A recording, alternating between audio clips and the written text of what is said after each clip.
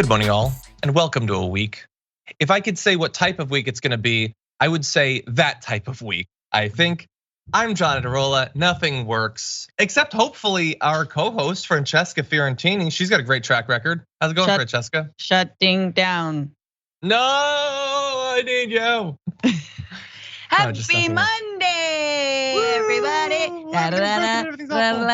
La la la la la. My feet are doing amazing. I'm tap dancing under the desk here. Yeah, you just can't hear because she's wearing slippers, regrettably. Anyway, Francesca, how was your weekend? How was the Bituation Room? Bituation Room was great. I talked to a researcher who's written a book on Ukraine and Russia, and nice. His name is Anatol Levin. He talked to me all about the war or lack thereof and what's to come. And everyone should check out that interview on the Bituation Room podcast. I don't know. Good. You did the interview. Sounds kind of imperialist. That's what it sounds like. Anyway, I said the W word. I must be, drum roll, an imperialist. Even if you don't support it, if you say the word, going to word jail. If I say Russia, Russia obsessed. Anyway. I am Russia obsessed, but only when it comes to figure skaters. Exactly, there was a lot of drama there. Anyway, everybody, we are sensibly a political show, and thus we will launch into politics in just a little bit. There's a lot of bad people out there. We are gonna grapple with them, as well as new opportunities that have opened up for each and every one of you in the area of social media. You are no longer locked into the prison that is the Facebook / Snapchat / Instagram / Twitter, whatever. You've got options finally, and we'll be breaking them down, as well as a bunch of other stuff. So thank you for joining us. Please hit the like button, share the stream if you haven't already, if those are options that are available on the platform that you're currently on. And with that said, Francesca, how'd you like to talk about some news? Okay. Oh, you should have been more specific about what kind, because now we're gonna watch this. We will tell you that the editors at New York Magazine are highly impressed by the way Ocasio-Cortez looks. They think she's hot. It's a major theme in the book, and in fact, it's a major theme with Ocasio-Cortez herself. She talks about her beauty constantly. Just a few weeks ago, she let us know how hard it is that everyone wants to sleep with her all the time. What a burden. It's like living as a nudist in the Dallas Cowboys locker room. Men are so aroused by her TikTok videos, she can barely get through a day. Yet she does her job anyway. That's why she's a hero. The burden of sexiness weighs heavily on her sleek and tawny shoulders, but she bears up under it. Okay, lest you believe that that is just the horniest rando ever, I want you to bear in mind that that video, which is, by the way, not the most sexist video that we're about to show you, although it was pretty crazily sexist, is Tucker Carlson, a fabulously wealthy individual who broadcasts messages of xenophobia and misogyny to literally millions of conservatives on a daily basis. That insane, thirsty screed from Tucker Carlson is gonna be viewed more than literally everything we do here at TDR over the course of the next week or so to better the country. So with that said, Francesca, he's very worried about how obsessed AOC apparently is with how she looks, which is a thing that she talks about constantly, apparently. Yeah, she thinks she's so hot with her like perfect lips and the way that her shoulders just sort of fall down amazingly, and the way like her dresses fit her, and like her hair is so perfect all the time, and her like beautiful dark eyes that when I stare into I lose myself. Like she thinks that that's like, does something to the world, but it doesn't. I have resisted your wiles, witch.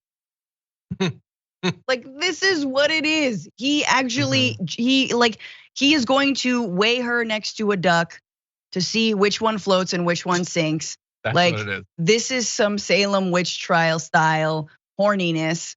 This is like, John Proctor's wife, right? This is John Proctor being like, it's a witch / I did sleep with her, that kind of thing.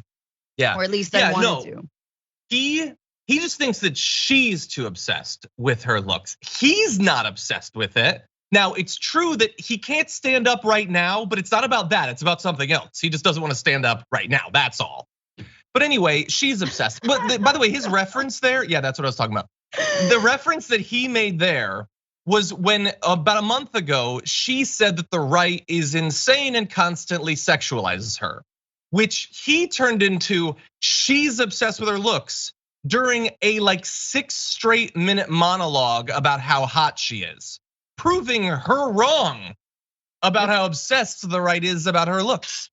But anyway, that was just the beginning. It's gonna get even weirder. And while the through line is gonna be misogyny, there's also quite a bit of racism, which we will get to in just a little bit. But first, he wants to take issue with effectively the things that she does on social media that a lot of people feel makes her more authentic or relatable or whatever. The sort of casual relationship she has with a lot of her fans. He is going to try to dissect some of it. So first, how dare she use makeup? She wondered what would happen if one day she gained 100 pounds and got eczema on her nose and forgot to trim her ear hair. Well, you know what would happen? Her political influence would evaporate instantly. She's not the leader of an ideological movement. She's a living marketing campaign. Here she is selling cosmetics. I really like starting to blend with my fingers, and then I'll go in afterwards and polish it off. I've been lately playing with a lot of eyeshadows. I go in with a little kind of a lighter color, and I would just wash it all over my lid. I tried the shimmer, and it looks fire, it looks good. Whenever you see me wearing a red lip, most of the time, it's this one. And again, I start small and I start working my way out.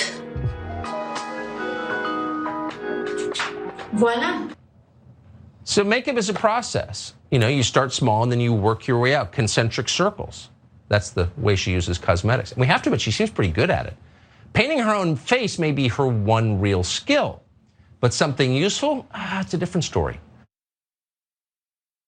So look, Francesca, obviously that is incredibly dismissive, not just to her, but that the idea that anyone would ever be interested in or care about makeup, nobody cares about that from the perspective of Tucker Carlson, who of course has had glossy photo shoots of him standing in flannel in his wood-bound, like his little study shed thing. Look at me being a man with my clothing. Clothing is a process. You put the flannel on and then you work out in concentric circles. That's just man stuff. Paul Ryan doing a photo shoot of him working out. Sean Hannity repeatedly finding excuses to show him doing Krav Maga on his political news show. That's just man stuff. But this dumb woman making herself look better, that is just going too far, Francesca.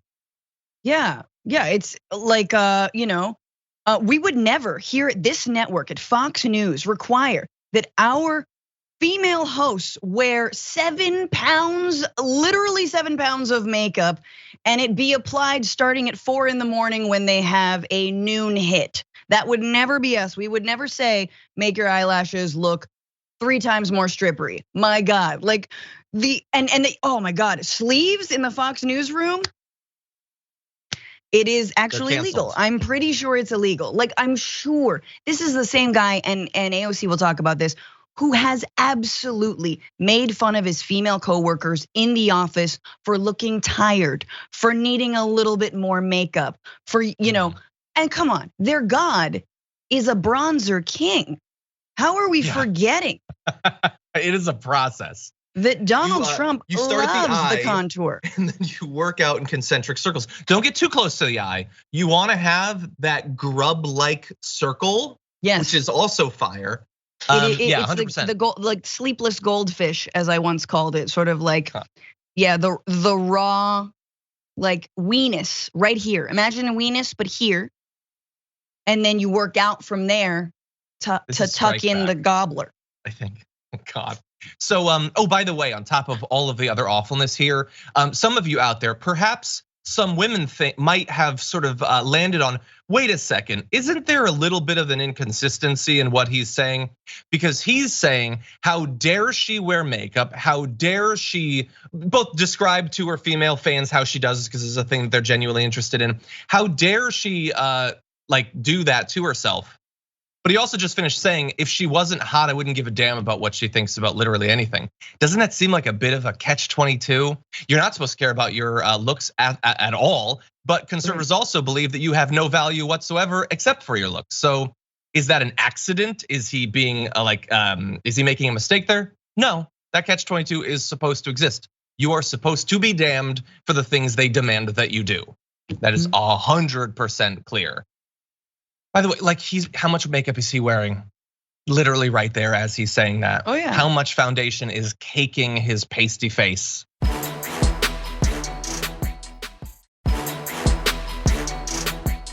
I do this wrong.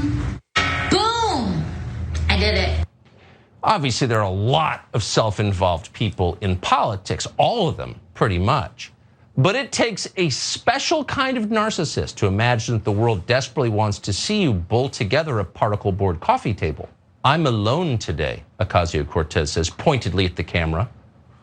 Is it just us, or does that sound like an invitation to a booty call?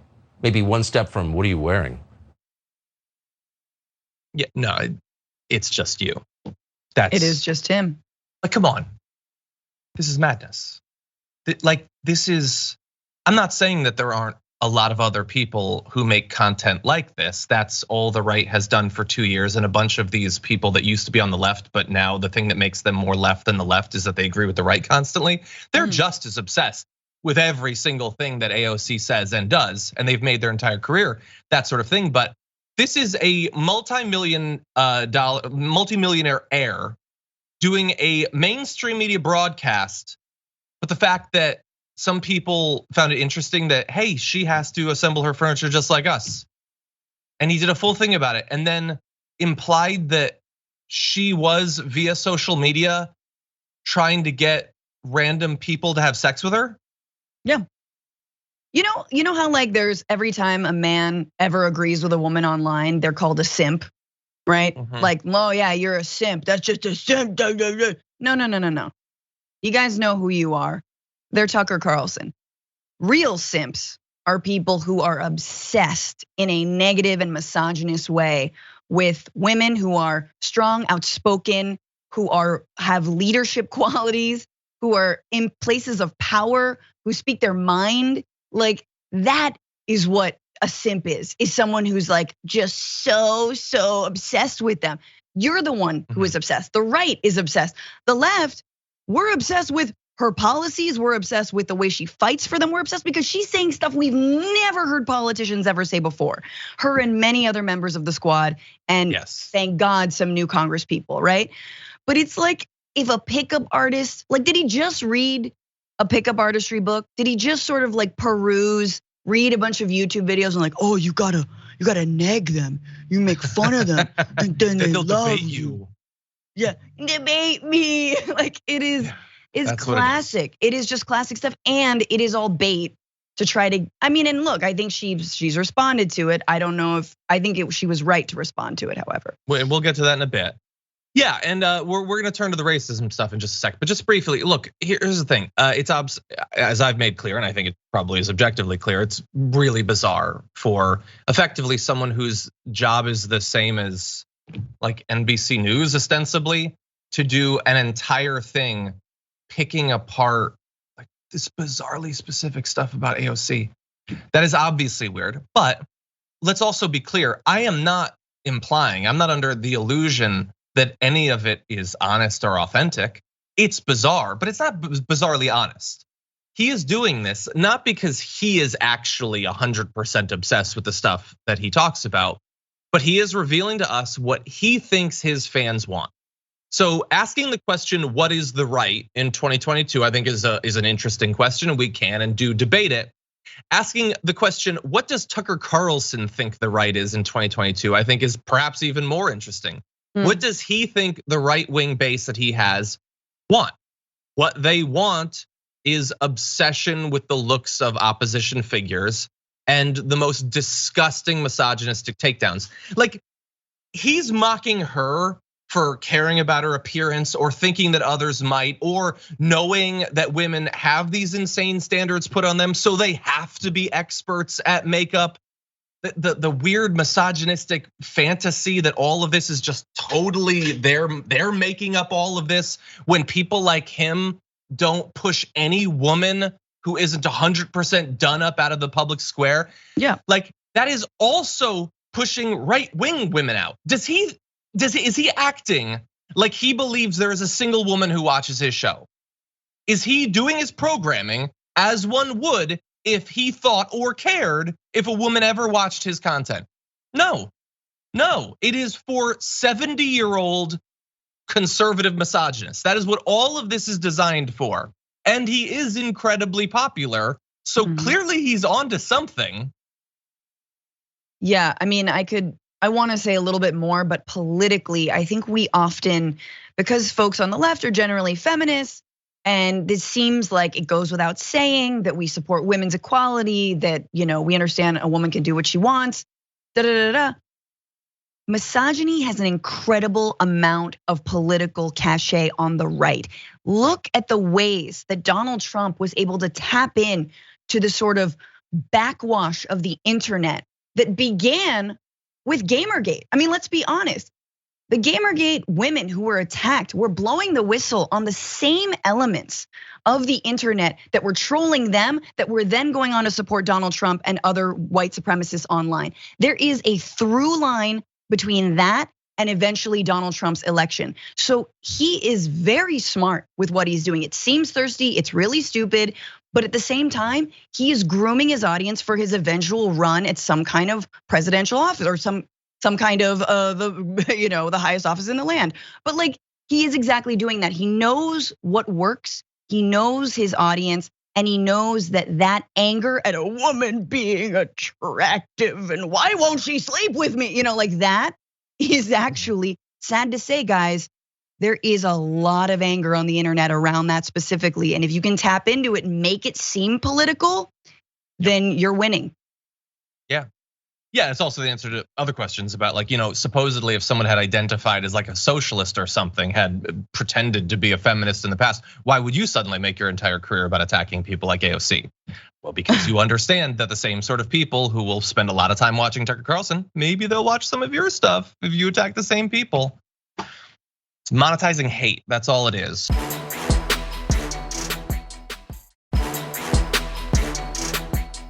Tucker Carlson, in his insane, thirsty, horny rant about AOC, didn't just focus on her looks. He also decided that it was up to him, a white heir to a fortune, to decide who gets to be a person of color or not. Watch this. Jamal was hearing Sandy Cortez describe herself as a woman of color. She often does. No one ever dares to challenge that description, but every honest person knows it is hilariously absurd. There is no place on earth outside of American colleges and newsrooms where Sandy Cortez would be recognized as a, quote, woman of color, because she's not. She's a rich, entitled white lady. She's the pampered, obnoxious ski bunny in the matching snowsuit who tells you to pull up your mask while you're standing in the lift line at Jackson Hole. They're all the same. Doesn't matter what shade they are. Does AOC talk about skiing constantly? I gotta love, like, his idea is I'm gonna make her out to be an elitist by using super inside baseball references to the skiing I do that she doesn't. Brett talks a lot about him constantly talking about dinner parties. Yeah. Does he think that we get these references, that we live this sort of like, we're not heirs to fortunes, Tucker. I understand that you want to pretend you're a right-wing populist or something. You're the only crazy, undeservedly rich person in this story. Yeah, it's very, very strange. It's like, when you're waiting in the Admirals Club for your private jet and she says you took too much caviar. It's like that. That is that specific. Like, who is in that situation and why are you being so weirdly specific about it? And it's also weird because ostensibly his audience is white, and ostensibly his audience is fairly well off. Maybe not, they're all rich elites, but they're middle class. They've got money, right? They're like upper middle class. That's who he is talking to. He weaponizes race against, poor people specifically. And yet now he's saying she's a rich, entitled white woman. Like, I don't even, that would presume that actually white privilege exists. So it's a thing. Mm-hmm. Do you agree? Is that critical race theory? Have we gone too far? So I really don't know what he's saying, but ultimately it's racist as hell. It's super disrespectful. She's Puerto Rican. What are you talking about? Like, no, he gets to decide. Look, he saw the conversation on Rogan about a black guy not being black enough for Jordan Peterson or whatever, and he thought, I need to get me some of that. and the weird sexualizing. There was a similar thing targeting AOC recently. He needs to do that. They are all competing with each other to be the grosser troglodyte. That's all it is. It is a race to the bottom of the area underneath the bridge. That's what it is. And so he will say whatever disgusting thing he thinks he needs to, while also having a fun little, again, a little seeming flaw in logic that AOC spent the first solid year of being a public figure being told that because she's young, and especially because she was a bartender recently, you don't have to pay attention to anything she thinks. She's not elite enough. Now, too elite, she's an elite, she's rich. Forget all the bartender stuff that we were just talking about. Now, she's an elitist, which we don't like. Although we love Trump. We love Trump and other people like him, but we don't love elitists when they're people of color. Sorry, not people of color. I'm gonna pretend that they're white. I'm also gonna continually butcher their name. She isn't Alexandria Ocasio-Cortez. She's Sandy Cortez. Cortez isn't her last name. That's weird. And I've come up with this nickname for her that I'm gonna stick her with for literally years. But she is the weird one in all of this. That's the takeaway. Now, really fast, I wanna give you some of what she said in response to this. We can have a debate about whether she should grapple with any of this, but she did. She doesn't back down from this sort of stuff. She tweeted, "This is the type of stuff you say when your name starts with a P and ends with Dejo," which I think was great. Remember when the right wing had a meltdown when I suggested they exhibit obsessive impulses around young women? Well, now Tucker Carlson is wishing for this. This is in response to the booty call thing. "You're a creep, bro. If you're this easy with sexual harassment on air, how are you treating your staff?" Which is a great question. If you have any information, leak it to Ken Klippenstein, please. "I genuinely want to know why Tucker Carlson is allowed / paid to engage in clear, targeted, libelous harassment that endangers people and drives so many violent threats that people have to fundraise for their own safety. Why should they have to pay for his harassment? Make it make sense. It's not within the realm of political commentary, and it's not just me. He regularly targets people that do not have access to resources for protection. Once he gets to fantasizing about booty calls of women on national TV, I cease to see the political value outside of incitement." I don't think that there is any intended political value outside of incitement. This is just more meat being thrown into the stream for the piranhas that they are training their base to be. Never stop swimming. Never think about your economic situation, why things are so terrible and why the right isn't even proposing solutions, let alone not actually making good on them.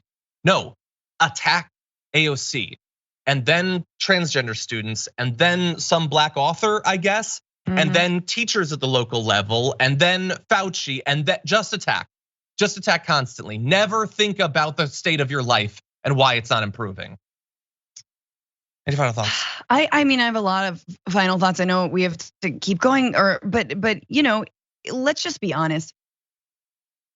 They're jealous and they're scared of AOC.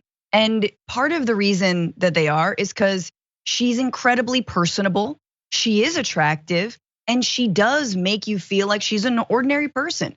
When they're in a world of smoke and mirrors and fake populism, she actually is the real thing.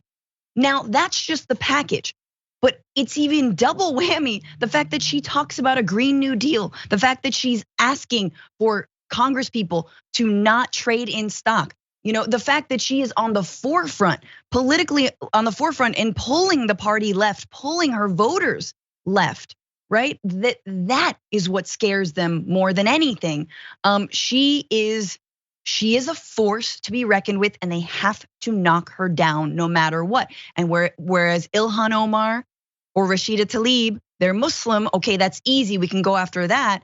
AOC, they have to invent all because she goes live on Instagram. Everyone goes live on Instagram. This is a regular occurrence if you want to be in any kind of public facing game, and they know that, and they're so horribly uncharming and disgusting, and no one would want to see into their stupid little lives that they of course wouldn't do something like that.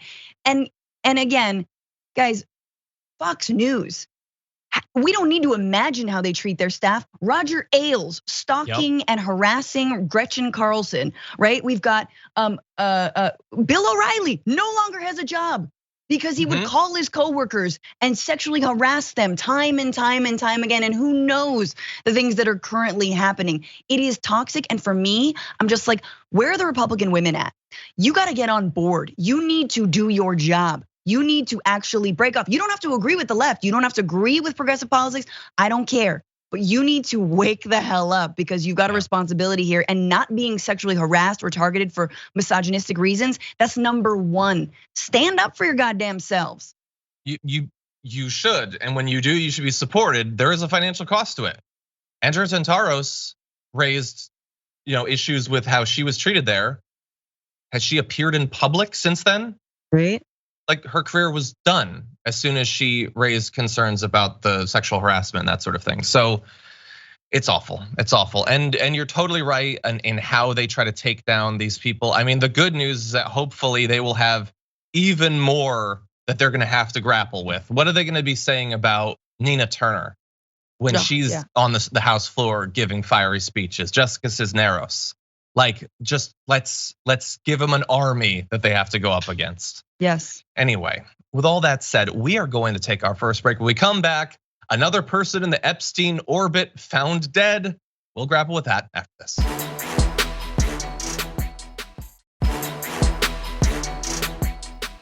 Okay. Now, with that said, let's move into the weird news of the day.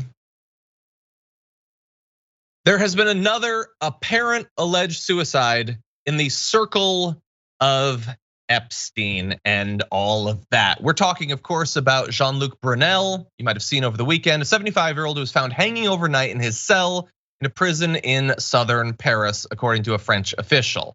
Now, I had not actually been familiar of this person's involvement in the story, but you can see here a picture. You might be familiar seeing them before. He's a former boss of a French modeling agency who had been arrested back in December of 2020 before taking a flight to Africa. So he has been charged with raping minors over 15 and sexual harassment. He was placed in pretrial detention immediately after that arrest in December of 2020. He was also under investigation for human trafficking of minors for sexual exploitation as part of a broader French inquiry into potential offenses committed in connection to the Epstein scandal. Now, after he was found dead, apparently by suicide, his legal team put out a statement saying his distress was that of a man of 75 years old caught up in a media legal system that we should be questioning. Jean-Luc Brunel never stopped claiming his innocence and had made many efforts to prove it. His decision to end his life was not driven by guilt, but by a deep sense of injustice. I don't understand what the reference to his age there. It's like he was just a young kid caught up in, he's 75. He was a full grown man, fully responsible for everything he did. Anyway, what do you make of it, Francesca? It's like, considering what ended up happening to Epstein himself, the fact that he hung himself in his cell is not ideal in terms of the news cycle. I have nothing to say about that. It is sus as hell, and here's what I hate. I hate that everything related to Epstein, I did pour water all over my face. I hate that everything related to Epstein, now that he's dead, supposedly only weirdos on the right are supposed to cover. I'm sorry, there was wall-to-wall coverage when Epstein was alive, and the stories were breaking out of the Miami Herald, doing an amazing job. The journalists were on every single night. And then as soon as he winds up dead, it's like, oh, I'm sorry, we just boop-a-doo, we're not gonna talk about it anymore. It's like, excuse me. Now I feel crazy. Now I feel extra crazy. So yeah, when something like this happens, you bet your ass I'm curious about it. I want to know what happened. I saw the, his documentaries about Epstein. I think it's the Netflix documentary. It's disgusting. And Virginia Giuffre continues her march for justice. She was again trafficked by Epstein and Ghislaine Maxwell. Super in her corner, and I'm very sad that so many mainstream outlets have failed to cover this. One of the biggest stories of human trafficking, of sexual exploitation, and of the elite and 1% doing whatever the hell they want and then getting off by mysteriously appearing dead. But I've said nothing. Yeah. Do not come to my house. Well, you've said nothing, and in response, I will say less. In fact, I'll retract words that I've already said. Look, so here's the thing. The fact that he is alleged to have killed himself, and via this particular technique that obviously Jeffrey Epstein is alleged to have used, is going to be incredibly suspicious. To devil's advocate, I guess. If you were to want to kill yourself in a cell, this is presumably the way that you would do it. So it isn't automatically impossible to conceive that a person would do this. The weird way that the legal team tries to frame it as, he didn't do this out of guilt, but by a deep sense of injustice. I don't understand. What is that? Like, why would that be the reason to do? And then to do it in this particular way that links you even more directly to Epstein, that would be a weird way to demonstrate your innocence to the world. Yeah. Anyway, we don't have any answers in this area. We only have speculation. That's all that we're left with. But what we do have is we want to make sure that you know what he is alleged to have done, that he felt this deep sense of injustice for. At least one of Mr. Epstein's accusers have said that Mr. Brunel used his position as a modeling scout to procure minors for Mr. Epstein, who owned an apartment in an upscale Parisian neighborhood and traveled regularly to France. So this is Virginia Jeffrey, who has the allegations against a number of these individuals. She said that Mr. Brunel would offer modeling jobs to girls, some as young as 12, and take them to the United States to farm them out to his friends, especially Epstein. Now, the necessary corollary to that is that is not just Epstein then. That is Epstein and other people, presumably. How many? She said Epstein himself said that he slept with more than 1,000 of Brunel's girls, who again were as young as the age of 12. Now, maybe somehow this is just a guy who got caught up in stuff and he has nothing to do with it. But that's a lot. In addition, a former Dutch model accuses him of drugging and raping her back in 1991. I mean, maybe these are just guys who are being unfairly targeted, but maybe definitely not. Anyway, any other thoughts? Are we sure he's dead? I don't. What if it's a body double? That? What if it's a body double, you know? What if it was the vaccine? Was he boosted recently? Put me on Fox News. That's a waste of a vaccine, 3 of them.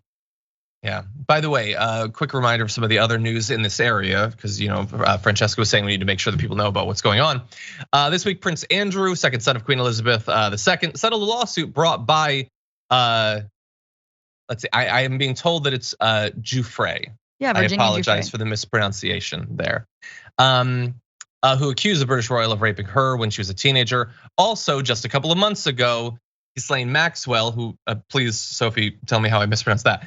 Mr. Epstein's former companion was convicted of conspiring with him to recruit, groom, and sexually abuse underage girls. But the important thing coming out of all of this is that all of the bad people were caught, and thus justice was done. How many people, like whether you think that the suicides happened or not, how many powerful rich people watch that and just think, thank God for that. Or paid for it. I said nothing. What? I mean, Trump, Clinton, Gates. Apparently Kevin Spacey was on some of those. Eesh. Yeah. There's a lot of people. What's up? I think Don Jr. tweeted like about this story, like, oh yeah, look at them still trying to cover stuff up. Dude, your dad was like the best, like if you want to make a case about Bill Clinton, go right ahead. But whatever evidence you have that Bill Clinton was connected to Epstein, you have that plus way more evidence about Trump. And if you were watching this and think, well, shouldn't we be suspicious of both? Yes, we should be suspicious of both, but definitely at least both. Don Jr., your dad's in the photos. I don't know, is this guy in photos with Epstein? Is this guy as close as your dad was? There's literally a photo of Trump and Epstein like sizing a woman up and clearly saying horrible things about her body. Like that is on film. Ugh. Anyway, that is just what we're saying. And we're saying this on Twitch and on YouTube, which are not truthful social networks. What if there was a social network focused on truth? And we transition now to our next story.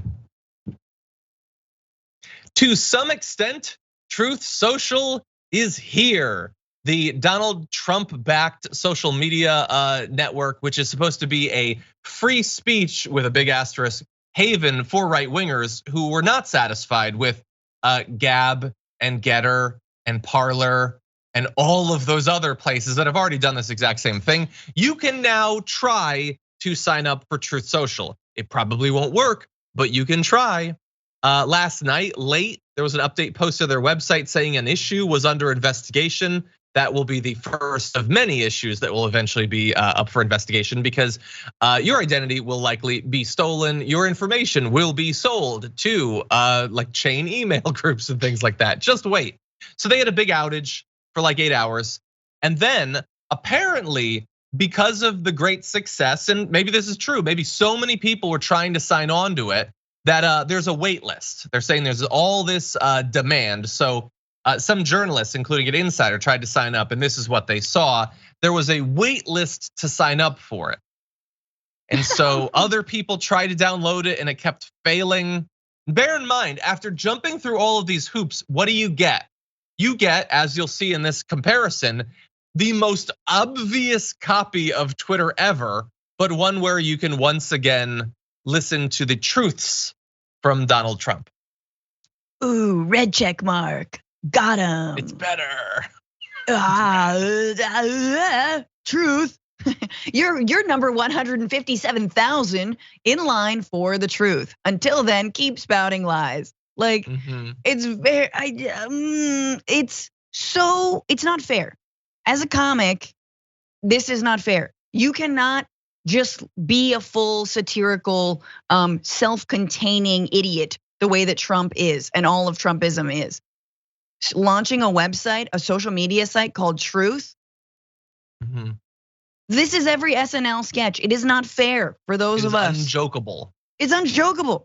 You George did it. Orwell's You like, did the well, joke. come on. I mean, what am I supposed to do with this? Like it's truth. I'm sending my truth. Which, by the way, that sounds like the most lefty thing the right has ever said, is that I want to post my truth. But they're doing it. Aww. They're doing it, and it'll be up for a little bit, and it'll probably inevitably fail. But yeah, like it's gonna be so scandal ridden with privacy holes and the information being sold. Just wait, and it's not gonna have free speech. First of all, you already can't mock the company. You think you're gonna be able to mock Donald Trump on there? I mean, look at these other right wing. Getter has the exiled Chinese billionaire backer. You will be banned on Getter if you refer to him as a spy, which I have no idea if he's a spy or not. But that ain't a haven of free speech if you can't question the people financially backing the platform.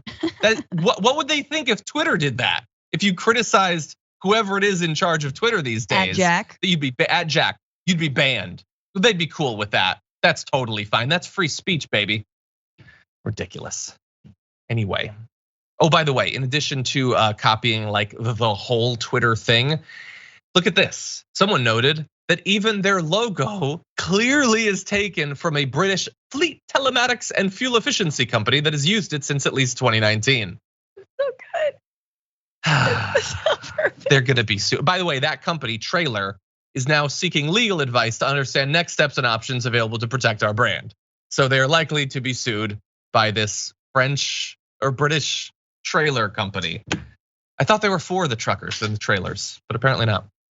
Anyway, with all that said, we are going to go to our last break of the first hour. When we come back, Crazy is going to commune with Crazy, and we will show you after this.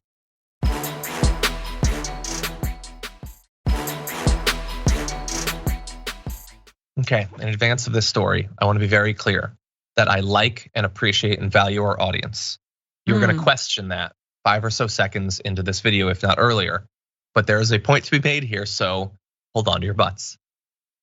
It just bothers me so much. They treat me as if I'm some kind of crazy person, or like I have 3 horns coming out of my head. But what they don't understand is they're the ones that are crazy, and they're the ones that are so disconnected. Well, that's the gaslighting that they're engaged in. I mean, if you look at it, the trends worldwide are to populism and the people, not even about conservative or liberal. And deep down, they know that. They're trying to gaslight us. At least the controllers at the top are. But I think the average leftist, I agree with you, actually does think you've got 5 heads or I've got 6 heads, and that they actually believe their own BS. I think they do too, and I tell you why. I think they're really scared of the American people, because here's what they do know. They know that if the American people actually woke up from the dream that they're living in, the so-called American dream, where it's more like entertainment at like Roman games or something like that. Oh, there's so much that's fabulous there, Francesca. I'm gonna start off by jumping into one bit of it, and then you take it whichever direction you want. Sure. That the left is scared of the American people. and that if only they would wake up, like if they'd become woke or something like that. That's an interesting little slip up there. But also, we're scared of the American people. The Republican Party has won one popular vote in a presidential election in basically 3 decades now at this point. If anyone is afraid of the American people's effect writ large over our politics, it is gonna be you guys. But anyway, there's a lot there, Francesca.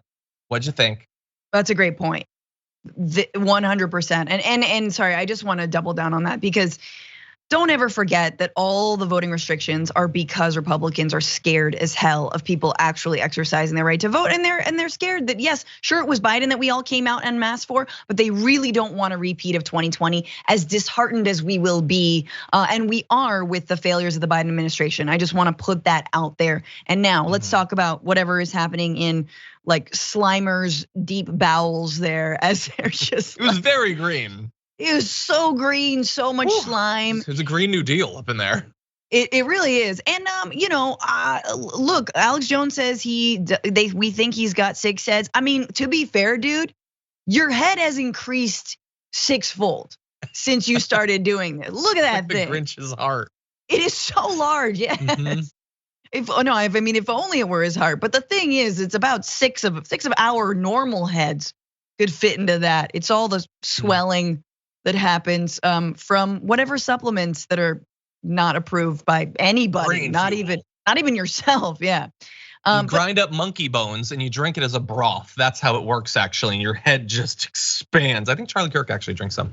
He definitely. Thanks for listening to the full episode of The Damage Report. Support our work, listen ad-free, access members-only bonus content, and more by subscribing to Apple Podcasts at apple.co/TYT. I'm your host, John Adarola. I'll see you soon.